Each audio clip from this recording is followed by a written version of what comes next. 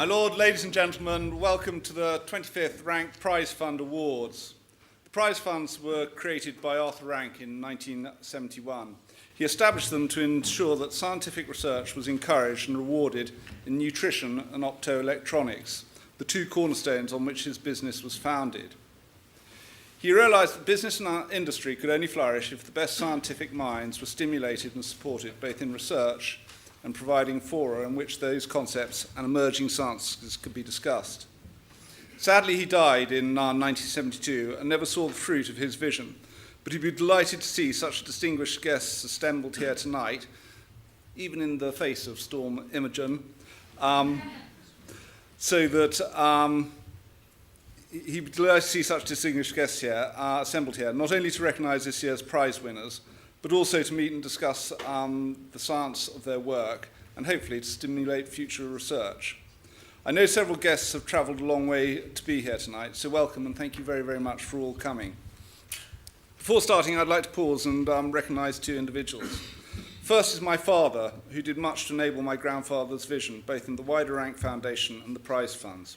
He's life president of these funds and planned, even at 97, to be here tonight. Sadly, he's unwell, and our thoughts and prayers are with him at the moment. But one of his great enabling decisions was to ask John Selborne to join the trustees in 1988 and to become chairman of the trustees in 1991. John stood down last year after hosting 15 prize-giving ceremonies and awarding 18 nutrition prizes and 35 optoelectronic prizes to over 140 scientists. His was an understated but very perceptive chairmanship, best summarised when hearing that Professors Akasaka, Amano and Nakamura had become Nobel laureates in physics for their work on efficient blue light emitting diodes in 2014. He dryly observed, "Wonderful news," and it has only taken the Nobel Prize Committee 16 years to follow that of the Rank Committee's recognition in 1998. Over his chairmanship, John deftly guided the two scientific committees and introduced PhD studentships, student vacation schemes, lecturer awards, and rank chairs in optoelectronics at universities and presided over 184 mini-symposia. He always did this with charm and little firm persuasion, underpinned with a great passion for science. I believe a generation of eminent scientists will be grateful for his leadership of the prize funds. John, it is a real joy to welcome you back to this evening's awards, and I hope you'll be here with us in 2030 to encourage the Nobel Committee to recognise tonight's recipients. It's also my great privilege to welcome Sir Mark and Lady Walport, Sir Mark, to present the awards. As the government's chief scientific advisor, I know your time is in great demand, and we really appreciate you making time to come here this evening. Not least because one year at the Royal Military College of Science has provided me with a limited veneer of scientific knowledge, which if I continued, I would be rapidly exposed as a fraud. However, from your time in research and the recognition of your work into complement receptors, immunology of systemic LE, the genetics of rheumatic diseases, you will know what those recognised tonight have been through and the value of their research. Sir Mark and Lady Julia, thank you for joining us and welcome to the awards. Before starting, I sadly have to inform you that one of our prize winners, Professor Dragone, has been unable to travel due to ill health. We will hear of his work and we will wish him a speedy recovery. We first now start with the citation for Professor Tim Cole, given by Professor Keith Frayne. Keith.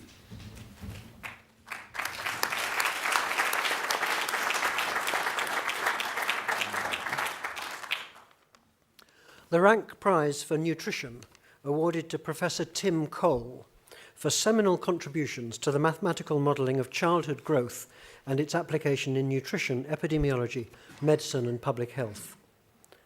Professor Tim Cole has made seminal contributions to the mathematical modelling of childhood growth. These have advanced the fundamental understanding of the physiology of human growth and the relationships between growth and health in childhood and later life. His work has led to far-reaching applications in nutrition, epidemiology, medicine and public health, and has translated into practical benefit for children worldwide. Growth is a powerful indicator of health in children and of health risk in later life. Professor Cole has developed robust mathematical methods for modelling growth in infants, children and adolescents. He has used his novel LMS method to construct reference curves for the cross-sectional assessment of growth data. These are now incorporated into the growth monitoring charts used in health clinics and paediatric wards worldwide. More recently, Professor Cole has applied this mathematical approach in the development of the international WHO growth standards. Using the LMS method, Professor Cole has also derived weight-height indices for the assessment of childhood adiposity and established a standard definition for child overweight and obesity, which is used in clinical practice and in international comparisons of the prevalence of obesity in children. Professor Cole developed his novel CTAR method to enable the mathematical modelling of longitudinal growth trajectories. This is of particular value for periods of life when developmental age may differ from chronological age, such as puberty. The CTAR method produces quantitative characterization of growth patterns that can be used to evaluate the effects on growth of interventions and treatments using objective criteria and to monitor growth in individual children. Professor Cole's research has focused on the statistics and anthropometry growth and body the statistics of anthropometry, growth and body size scaling, and the factors that affect them from birth, infancy and childhood through to adulthood. Using his in-depth understanding of statistics, growth and developmental biology, Professor Cole has revolutionized the way we study and monitor human growth through his development and application of innovative statistical methods, thereby improving the health of children throughout the world.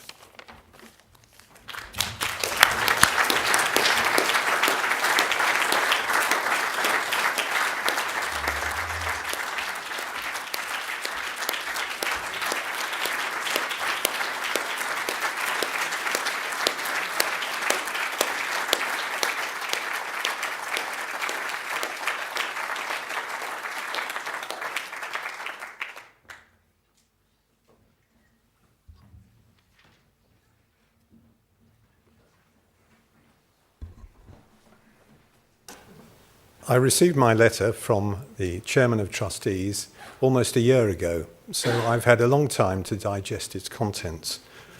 But even so, I am still somewhat stunned to have been selected to receive such a prestigious award as the Rank Prize for Nutrition, particularly because my great hero of nutrition is Elsie Widdowson, and she is also a previous prize winner.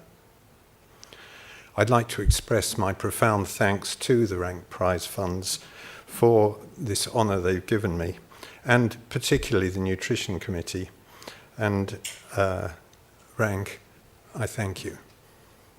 I'm also glad of the chance to be able to tell you a bit about me and about my career working in the statistics of growth. It's been an exciting journey for me, but I do recognise that the phrase exciting statistics is something of an oxymoron for some.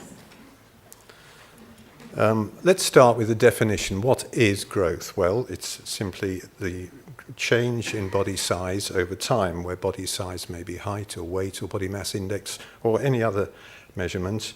And one can take these measurements and plot them against the age that they're measured and join up the points. And then the growth rate is the slope of the line, or the growth velocity. Now, as Professor Frayne emphasized, sick children grow poorly. And for all these reasons, growth charts are important in child health. A quick history of growth. The first growth curve was published in the late 18th century, the son of an aristocrat, French aristocrat, born in 1759. And this graph here shows how he grows from birth to age 17, where the blue curve is his height and the yellow curve is his height velocity. And you can see that the growth rate varies with age, and in particular you can see the pubertal growth spurt. A brief history of me. Two important life events. I was born in 1946, and in 1970 I married the lovely Angie Pick. I went up to Cambridge as an engineer, and I emerged from Oxford as a medical statistician. Since 1970, our family has grown, as families tend to do. Here are my children and their partners, and here are our 10 and a half grandchildren. And I'm very pleased that 1.5 of the grandchildren are here. Now, all of my children and grandchildren have, in their time, been obliged to stand up against a wall and have their heights measured using my trusty height measurement kit. And indeed, my children had to put up with large wall charts showing, recording their growth. Professionally, I joined the Medical Research Council in 1970 when I went to the pneumoconiasis research unit in South Wales. I was there for 5 years, then I went to the Dunn Nutrition Unit in Cambridge for 20 years, and many friends from there are here. Then in 1998, I transferred, still with the MRC, as external scientific staff to the UCL Institute of Child Health. So I've been funded for 45 years continuously by the MRC. Thank you, MRC. So what have I done over this time? Well, my main output has been published papers. I've published 440-odd peer-reviewed papers and probably another 100 in the categories of growth, medicine, nutrition, and pediatrics, but all of them with this underpinning of statistics.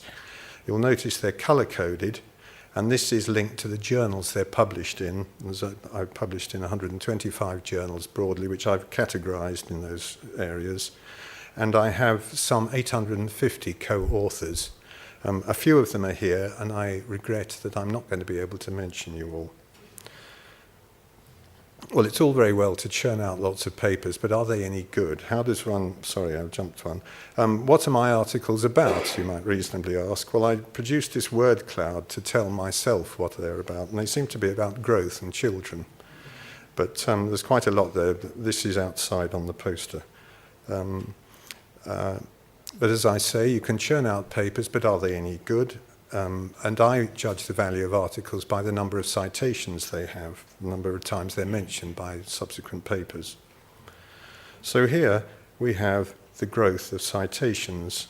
This is my first paper, the blue blob, is my first paper in my postgraduate findings, and it's blue because it was in a medicine journal, and it's that size because it's 18 pages long.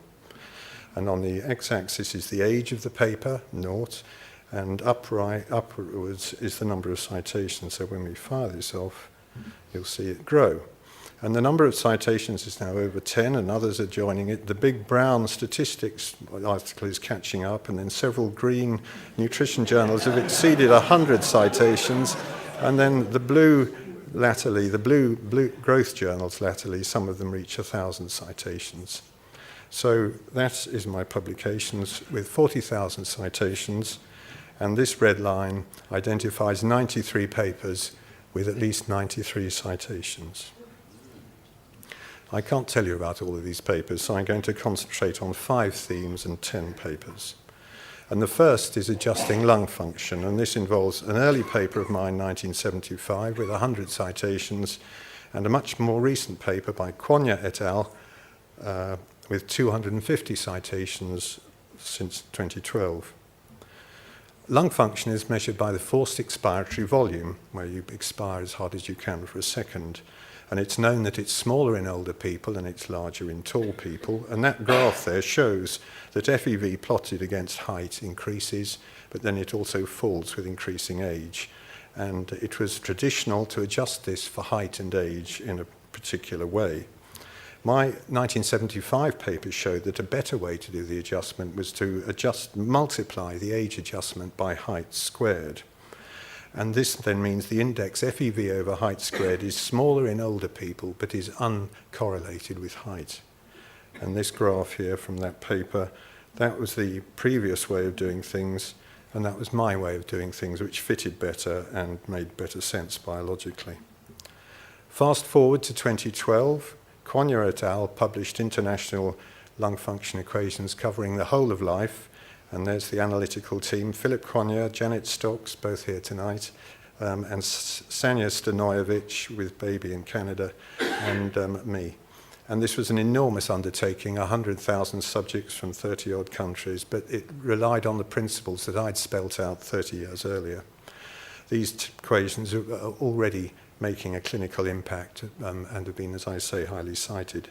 The graph there shows how FEV adjusted for height increases during childhood and then falls in adulthood. Theme 2, constructing growth charts. And again, I'm focusing on 2 papers here, published around 25 years ago, both statistics papers with 300 and 1,000 citations. So here we have a plot of weight in 4,000 girls plotted against their age, 1 to 21 years. And what we want to do is to summarize the distribution of weight at each age. And we do this using these smooth centile curves. So if we focus on the black curve, that splits the data in half. So 50% of girls are below that line. Then if we look at the lower blue line, that's the 10th centile, and 10% of children are below that, and 3% are below the red 3rd centile at the bottom. Now, my 1988 paper described a way to do this, which is to chop the data up into age groups and to summarize the distribution within each group. And notice that it's a skew distribution, there's more points above than below the body of the data. So we estimate a power, lambda, a mean mu, and a coefficient of variation, sigma. And these 3 quantities, lambda, mu, and sigma, vary by age. So what we then do is we plot them against age. So the top graph there is the lambda values by age, and a smooth curve is drawn through them called the L curve. Then the middle curve is the M curve for mu, and the bottom is the S curve for sigma, and hence this is called the LMS method. And it allows us to construct centile curves. And this is because the centile curves are functions of the LMS curves using that formula. So if the LMS curves are smooth, then the centile curves are smooth as well. Now, in my 1988 paper, Peter Green in the discussion proposed using maximum penalized likelihood to improve the fitting. So that involves taking that attractive function and maximizing it. And it's a very elegant way of avoiding the age groups. And we published this in Cole and Green in 1992, and that's now the standard method for fitting growth charts. It's been used in at least 40 countries, and it was also used by the WHO to construct their growth standard in 2006. Theme 3, one of those growth charts was the British growth charts, and here I'm focusing on 2 papers published 20 years ago with Mike Priest and Jenny Freeman and others, which are both have about 1,000 citations. So we published these charts called UK 1990 and 1995, and the height and weight paper, that's the blue curves, and the BMI paper was the red curve there, and that was the first time we had BMI charts in the UK, or indeed most countries. And these remained the official UK growth charts till 2009, and they're also included in the Red Book, the personal child health record given to all new mothers. Then in 2006, WHO published their growth standard, and the UK decided to incorporate it, and so the charts for the UK were revised in 2009, and the Royal College of Paediatrics and Child Health put together a growth chart expert group, and there we are, led by Charlotte Wright, and we produced expert, I have to say, charts designed on, based on WHO from age 0 to 4, and there's 2 examples of the charts there. My 4th theme is measuring child obesity, and this focuses on my highest cited paper with Mary Belizzi, Catherine Flegel, and Bill Dietz. This was published in the BMJ in 2000, and a follow-up paper in 2007 in the BMJ with Catherine Flegel, Dasha Nichols, and Alan Jackson. And this paper described cut-offs for thinness, overweight, and obesity in boys and girls between age 2 and 18, and it since then has become the worldwide standard for defining child adiposity. Final theme, 5, deriving growth patterns, and this focuses just on one paper, Cole, Yoav Ben Shlomo, and Malcolm Donaldson, published in 2010, which is the focus of my current research.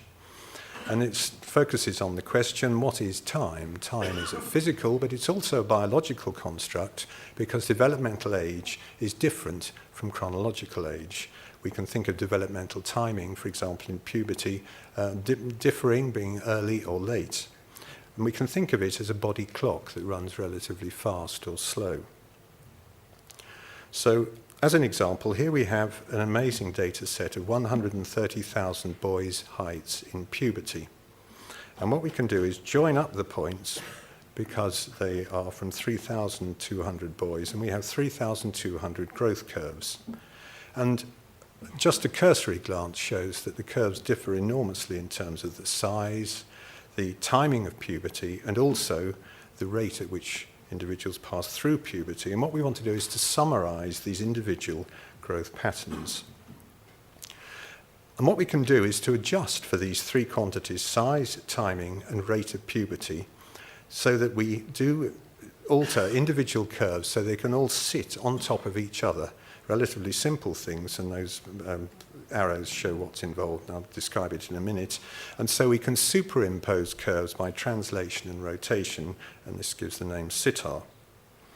So this video here shows how it works. Here we have two growth curves, green one and the red one we want to superimpose on the green one. We move it up, we move it to the right, and then we bend it out of the plane by rotating it. And the end result is that the red curve is superimposed on the green curve, and those three adjustments reflect that individual's pattern of growth, hence superimposition by translation and rotation.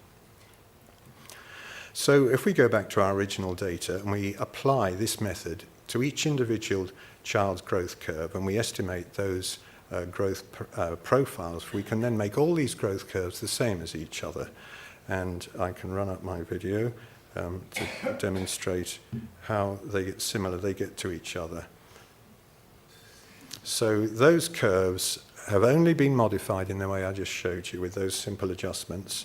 And so there's 3,000 growth curves in that thin strip, and the white curve on top is obviously a reasonable summary of everybody's growth curve.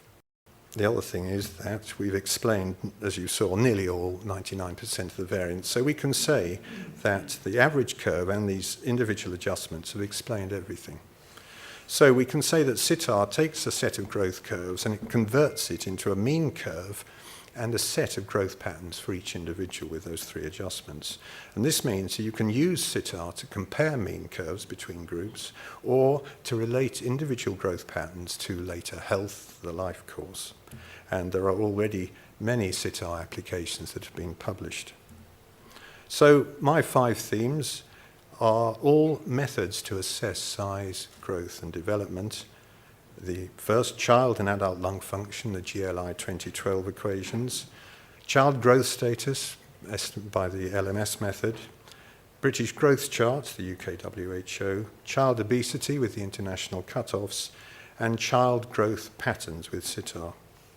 And all of these represent the translation of measurement to enhance child health. I have been extraordinarily privileged to be able to work in this fertile area of medical research for this length of time. And I am going to use the words of the Chilean poet Gabriela Mistral to summarize the primacy of child health. We are guilty of many errors and many faults, but our worst crime is abandoning the children, neglecting the fountain of life. Many of the things we need can wait. The child cannot. Right now is the time his bones are being formed, his blood is being made, and his senses are being developed. To him, we cannot answer tomorrow. His name is today. I'll end with some thanks to the Rank Prize Funds. Again, thank you, Rank. To my supporting institutions, the MRC, UCL, to media guru Paul Barnard, who helped me with this talk, my co-authors, both seen and unseen, my family, and finally you for listening. Thank you very much.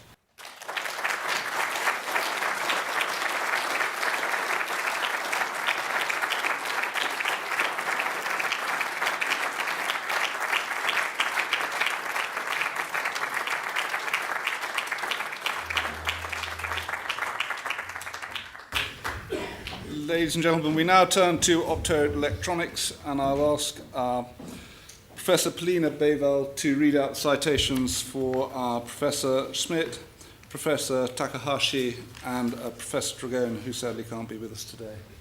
Lena. Thank you very much. Good evening. The Rank Prize for Optoelectronics is awarded to Professors Mike Smith, Corrado Dragone, and Hiroshi Takahashi for the invention and practical implementation of the arrayed waveguide grating.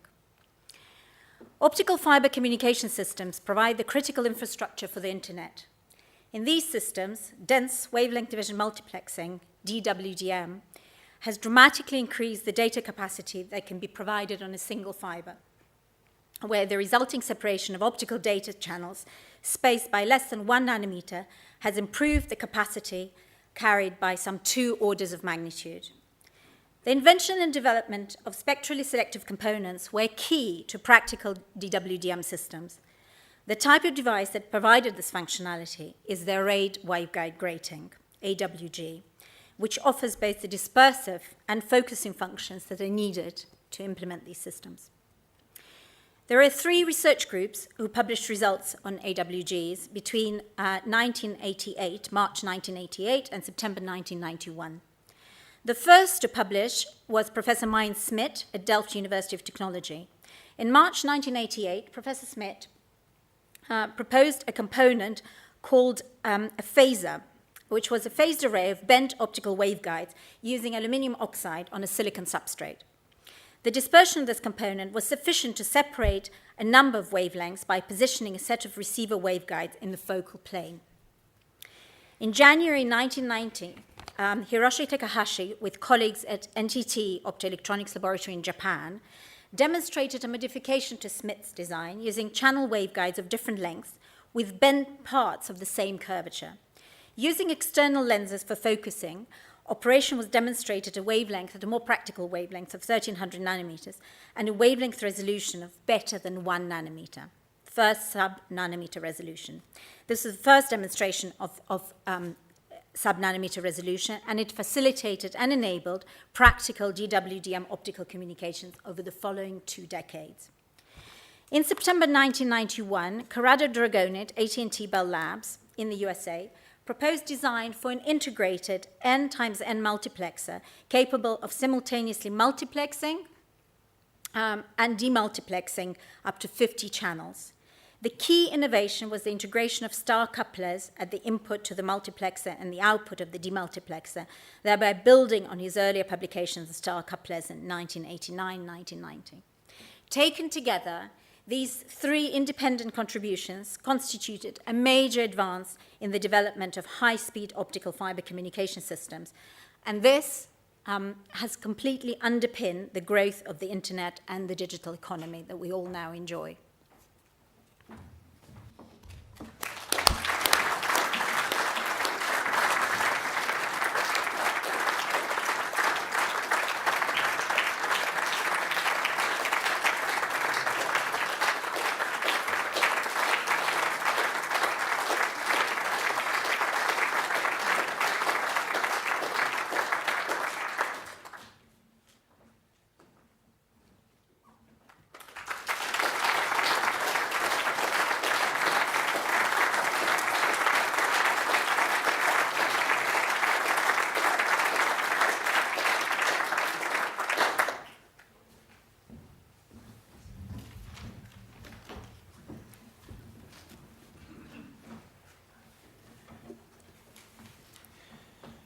Yes, I would like to start with expressing our great appreciation on behalf of the 3 prize winners for getting awarded this prize. And we agreed among our 3 that I would give a presentation about what it is about. Well, it was already nicely summarized by Paulina Bezel, but I will also show some pictures and tell a bit more about it. So first about optical communication. The basics of optical communication is very simple. You start with a lamp, could be even a bulb. You switch it on and off, and you couple part of the light into a glass fiber, which transmits it over kilometers, and at the end you have a detector, piece of semiconductor material which converts the light pulses into electrical pulses. So this is the basics of optical communication. Now, a bulb is not so fast, so we replaced it by a laser, and here you see a modern telecommunication link. It consists of a laser. It's very small, smaller than a millimeter piece of semiconductor material, and the light beam comes out, and you can switch it on and off more than 1 billion times a second. So that gives you great transmission capacity. We use a small lens to couple the light into a fiber. This is a fiber, a very tiny glass tube with the size of a human hair. And there is a little bit of plastics around it to protect it because it's very vulnerable. Then it's transmitted, and here at the other end we have the detector. Well, in the 90s we got problems with the capacity. Billions of bits per second was not enough because the internet grew so fast. And what we did then is we used different colors of light. So here indicated by red, yellow, green and blue, but in the infrared part of the spectrum you can use many more, so you can use 40 different wavelengths. They differ a little bit. And so then you can use 40 lasers, and you can modulate each of them with a signal, so you have 40 times as much capacitance, but you have to combine all these different colors into the single fiber, and at the end you have to separate them. So a key component to do this is the wavelength multiplexer and the wavelength demultiplexer, and this is the function that the arrayed waveguide grating has. So here how it was made. You see here a human hair. This is an optical waveguide. It's much smaller, so I'll first show how large it is. So this is an optical waveguide on a chip. It's about 1 micron, and the light is guided here. And with these waveguides, we can make all kinds of optical components. And this is how we made the arrayed waveguide grating, or phasar, or waveguide grating router. In the beginning it had different names. We used all our names, but the Japanese name has survived. So at the moment, we all call it arrayed waveguide grating. So what you see here is a device. It has a number of curved waveguides, and we couple here a laser beam coupled into the chip. It hits the array, it's coupled into these waveguides, and then we have manipulated the length in such a way that it gets focusing properties. And here you see photographs. So yellow, this is an array with waveguides. You see the laser beam falling onto this array, and here you see beams coming out, and you see that here there are separate beams, and this means that the component is focusing. Well, this was very elementary. You cannot use it in this way, but then we made more advanced one, and we made fan-in and fan-out sections to couple the light efficiently into the array and out of the array. And by choosing the lengths properly, we can make it such that different colors are focused on different points. And here you see practical implementation made on a semiconductor. This is made on a semiconductor chip. Number of input waveguides, here the array. This is a free propagation region, so here the beam diverges. Here it converges again, and here it focuses. So this is what it looks like. And the size is a few millimeters. And this is a component that can separate a lot of wavelengths. Now we have a nice video from NTT Photonics Laboratory, so the laboratory where Hiroshi Takahashi has worked, and I will show first that video.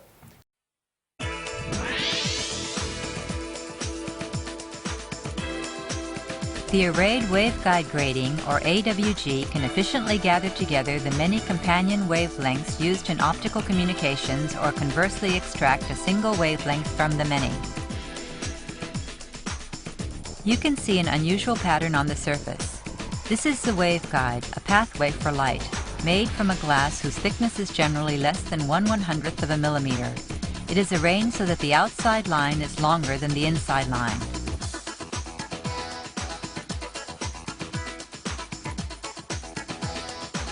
The optical signal which enters the input port is fanned out like a waveguide by the slab waveguide and then divided and launched into individual waveguides. The differences in line cause slight differences in the timing of the light reaching the next slab waveguide as it proceeds through its waveguide.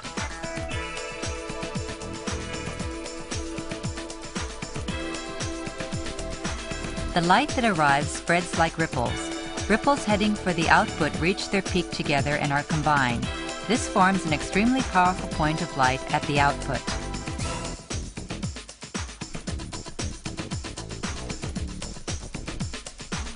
Discrepancies among waveguides determine the position where the points of light are combined.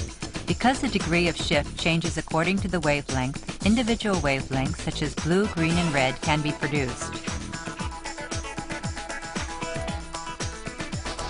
AWGs are mainly used for large intercity trunk lines where high-volume communications are required and for photonic networks. So the last part of this video showed already the importance of this component, and well, the number of AWGs, as we showed, it increases. It has hugely increased the capacity of optical communication system, and that's really necessary for the internet, because with the internet we use much more than was probable, much more capacity than was possible with a single wavelength. And well, here you see a graph of the increase of the number of devices installed, and it are hundreds, thousands of links that have been installed already, and each of them has 2 AWGs. And I think, although you're probably not aware of it, you use it daily, this component. Every day that you use the internet and you connect to a server at 100 kilometers distance or more, the signal goes 2 times through an AWG. 1 time at the beginning to multiplex it, and at the other side to demultiplex it. So you are all users of this component. Well, then a few things about the 3 of us. So the invention, I had the invention in 1983. My wife still remembers, I think, although not in a positive way. I had the idea during a vacation, and from that point on, I started doing a lot of calculations and elaboration of the idea during my holidays, which didn't enjoy my wife, but I hope that now it's justified a little bit. So the invention was already in 1983, but at that time, yeah, we thought it was not important, because WDM at that moment, it was not considered as a relevant technology, because, well, everybody went to coherent communication, much more sophisticated technology, but in the end too expensive. But at that time, we didn't think it was very important. Well, I started on trying to realize the idea, but at that time we didn't have the technology, so we had to develop the technology and develop a technology to make smooth bands and all things. So it took a few years, but in 1986 we had the first realization, and it was this component.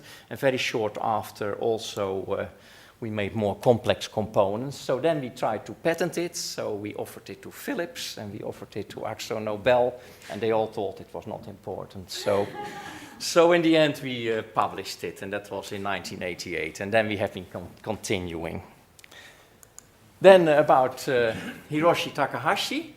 So he has also been working, it's already before 1989 on developing it, and then in 1989 they came with the first patent application, and that extended the application of the component. Well, as told, they worked at a much more relevant wavelength, and they have improved a number of things. 1990 they demonstrated first AWG with a very high resolution, and then they made a component with 28 channels.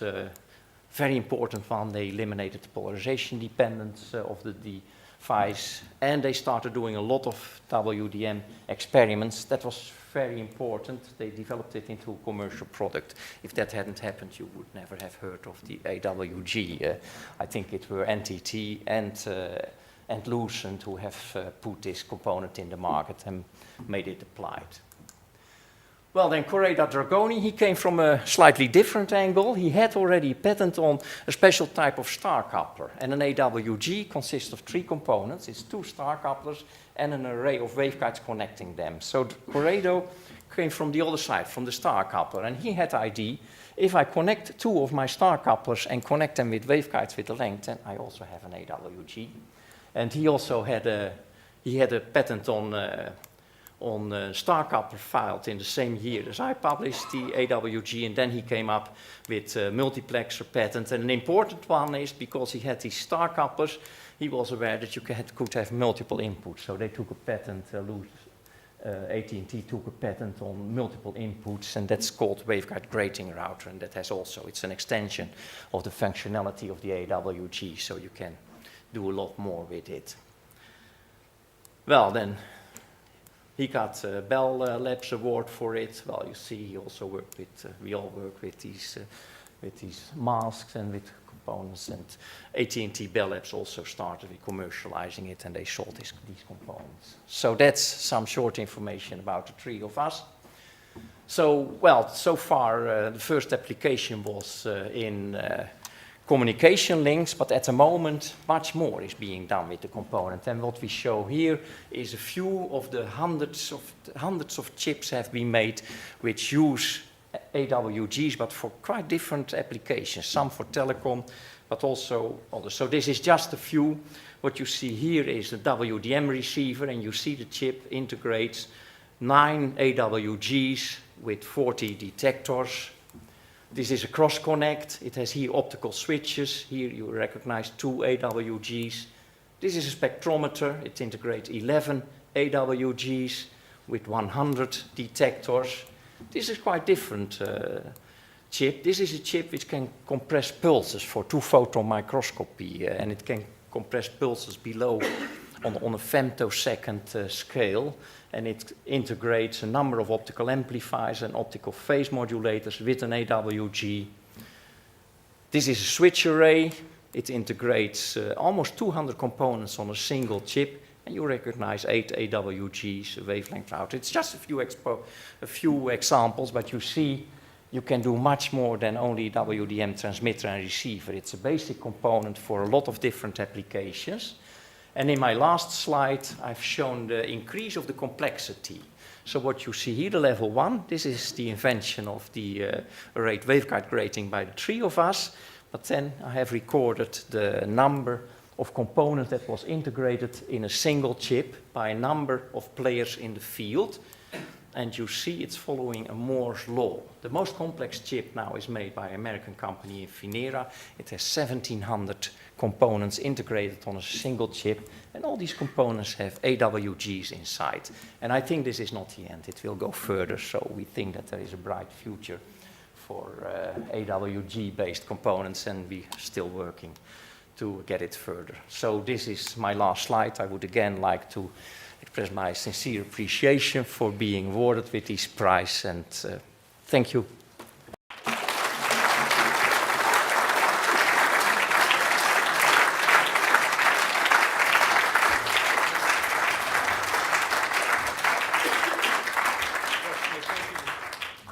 Thank you very much. I know I couldn't possibly summarise after that, so I'll ask Sir Mark to draw it all together, and thank you very much. A mind like yours, I feel, to do it justice. Okay, well, thank you very much indeed, and it was an honour to be asked to award the prizes this evening. So, prize winners, Rank Prize Fund's trustees, you should be very pleased, I think, by the work of your committees in choosing such fantastic prize winners this evening. I was struck when I accepted the invitation to do this a while ago that nutrition and optoelectronics aren't necessarily the most sort of comfortable bedfellows. And I wondered how I might link the two together. And of course they're linked because of the Rank family interest in both the film industry and also the food industry. But actually it's rather easy to link the prizes together this year because of course they're all about the power of data to transform lives. And so what Professors Smith, Takahashi and Dragone have achieved, and I think it's also worth noting that both these prizes are examples of superb applications of science, engineering and technology underpinned by an excellent and fundamental understanding of research. And I think we often get ourselves in an unnecessary spin about basic research versus applied research. I think the prizes this evening illustrate how the greatest utility of science comes when the basic is linked to the applied, and they're both parts of a spectrum and shouldn't be considered separate. But to deal with the optoelectronics first, I think that you can see how the discoveries and the inventions of our prize winners this year have transformed the power of optics to change lives. And indeed, I don't think Professor Cole's work with 130,000 boys, the size of the data that is now used in medical research, requires the optical cables, if nothing else, to communicate with your collaborators and to work around the world. So they're both extraordinarily worthy prizes, and they are both highly relevant to policymakers. So my job is to provide evidence for government policy. It's a very straightforward job description. It's to advise the government on all aspects of science, engineering, technology, and social science for all of government policy. Extremely simple. And so I divide the work into three areas. Firstly, work on resilience, on how science can enable us to have health, well-being, resilience, and security. And secondly, I think about evidence for government policy. And thirdly, I think about emerging technologies. And these prizes are important for all three of those areas. Firstly, for resilience, as you've seen, optoelectronics, optical fibers, are now an intrinsic part of our infrastructures globally that we take completely for granted until they go wrong. And maybe 20 years ago, I'd have said, well, if the electricity supply goes, then we descend into chaos. Well, we're now in a position, actually, where if the internet fails, we descend into chaos. And so you have given us a technology which is absolutely vital and has transformed our life, but it's one that we do need to worry now about the resilience of. And there are some extremely serious issues there. On evidence, well, Professor Cole will be well aware, as I think many people in this room are, that government is developing a strategy on childhood obesity. And you can't begin to have a strategy about childhood obesity if you can't measure it in the first place. And what you've provided us with is the means of measuring childhood obesity. Of course, that's the first part of the challenge. And I well remember when people were doing the genetic studies on obesity, there was a headline in a newspaper saying scientists discovered the gene that makes you fat. It isn't actually the gene that makes you fat, it's the eating that makes you fat. And the challenge, of course, for policymakers is to work out how to change the growth patterns of young people so that they don't become obese. Exciting statistics, of course, is one of the challenges to communicate to policymakers. But the other thing, of course, is that the job of a chief scientist is to communicate. It is actually act as a transmission mechanism between the outside world of science, engineering, technology, and the inside world of government. And I think what we've seen with the presentations this evening is not only the importance of science itself, but we've also, in each case, had very clear explanations of what are quite complicated scientific concepts. And so, all in all, I think these are splendid prizes. I congratulate the prize winners again. I congratulate the Rank Prize funds for these awards in their Silver Jubilee year this year. And I do indeed hope that the Nobel Prize behaves itself in future years. But I do want to congratulate everyone. They are superb examples of good science leading to good applications, well communicated. So congratulations to everyone.